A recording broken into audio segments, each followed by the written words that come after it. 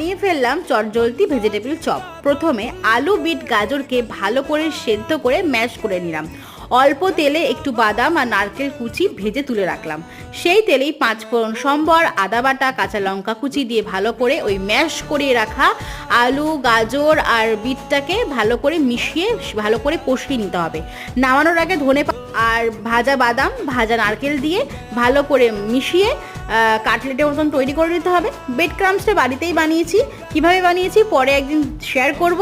আর তারপরে এখানে একটা মোটা একটা ব্যাটার বানিয়েছি, শুধুমাত্র কর্নফ্লাওয়ার, একটু গোলমরিচের গুঁড়ো আর একটু লবণ দিয়ে।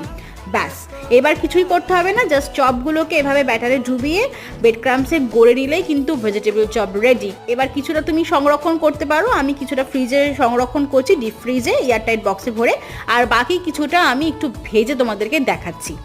জাস্ট অসাধারণ হয় খেতে, একবার তোমরা বাড়িতে ট্রাই করি।